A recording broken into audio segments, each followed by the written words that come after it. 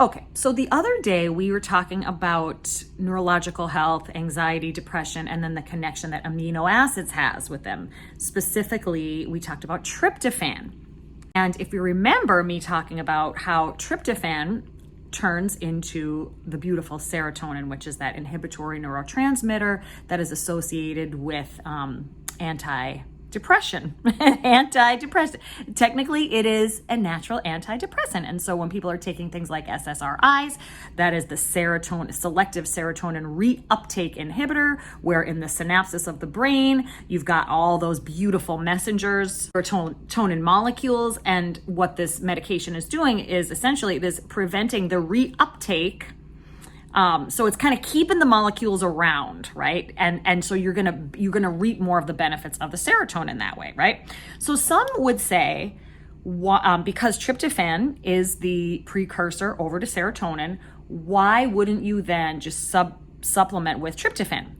And I'm going to tell you why I don't do that, and I'm going to tell you what I do instead. And in order to do that, I have to show you the handy dandy little pathway, or the LA freeway, basically. So here we go. Here's our nice little freeway.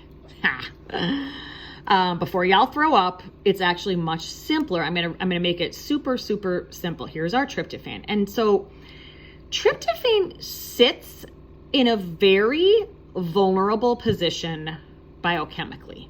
That's just the simplest way to put it. Now we know that tryptophan, as we talked about, can turn into serotonin. Before that happens, we have our little mid molecule here of 5-HTP. So you may see this in supplement stores as well, right? So 5-hydroxytryptophan, right? You need a little bit of B6 to make that happen. So 5-HTP is basically an immediate metabolite. So that is going to head right on over to serotonin, very simply. Now there are other little alleyways here. So this is another whole pathway. This is another option for tryptophan. Also mentioned too, serotonin, does not show this on this pathway. This can also turn into melatonin too. So who doesn't love that, right? This is what they always talk about, the turkey on Thanksgiving and how everyone always feels very relaxed. It's also in chicken too. So I don't know why they attribute it's in a lot of things. I just don't know why they only attribute it to turkey. I think people are just really ate a lot of food, and that's why they're sleepy on Thanksgiving. But anyway, so it can go this way. So now here's another route that tryptophan can take, right? And ultimately, this route, this is the quinolinic pathway, okay? Now, once we head to the end of this pathway, this is going to produce something called NAD, which is what we have lots of people, especially over the age of 40, supplementing with. This is for mitochondrial health, with the eventual production of ATP.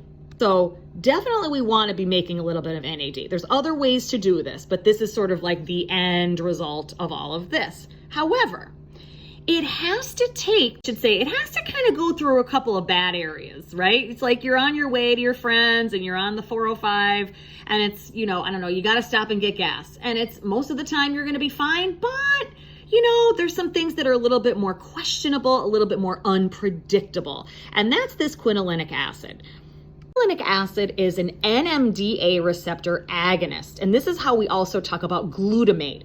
These guys are very excitatory to the brain and in some cases neurotoxic, associated with neuropsychiatric disorders, associated with neurodegenerative properties in the brain. So now, especially with folks, I say kiddos, but this is adults too, who have that tendency, right? Who are pushed over towards maybe anxiety or depression or a combination of both, or mania or schizophrenia or any of these condition, ASD included, right? ADHD, ADD, ASD. So any condition that's going to be more sensitive, more susceptible to changes, to drastic changes or imbalances in these, right? In these molecules. We don't want to be hanging out here, right? Now, the question is, how does it know? It's kind of like, how do we know which direction it's going to go? Well, it's all about this little enzyme right here, this IDO, dolamine 2,3 dioxygenase. Now, what upregulates this enzyme, right? If you're following me, you'll see this is the enzyme that pushes, right? Pushes tryptophan down into this quinolinic acid pathway and away from the serotonin pathway. I'll repeat that. It's all about this enzyme. This enzyme right here pulls it away and starts pushing it down the 405, right? On south when we wanted to go west, right? Okay, so what's going to upregulate this? Stress, interferon, right? So some kind of viral infection. We see LPS, elevated LPS, lipopolysaccharide, which is associated with poor gut health. On here, interleukin 17, which is associated with mucosal infections, including candida. So there's a plethora of things that, or instances, I should say, that's going to make this sort of this conversion happen or pull away from that beautiful little serotonin's feeling lonely over there. Going to follow this pathway all the way down into quinolinic acid. Now, the other obstacle that we have is, remember we talked a little bit about the NAD, right? This is another, like, oh, we're in the safe zone again, right? We've got another enzyme that aids in the conversion of quinolinic acid over to NAD. Right here, quinolinic phosphorylphosphoryltransferase, that's right here, right? Guess what inhibits this enzyme?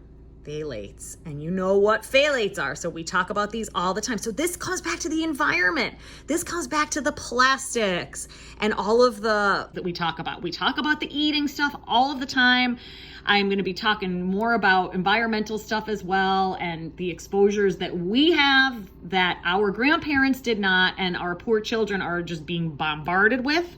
And I think this is one of the big reasons why we have so much chronic disease is because there's so many different offshoots of these pathways in the body that can be disturbed dependent on how we live our lives. So little things we can do that make a difference.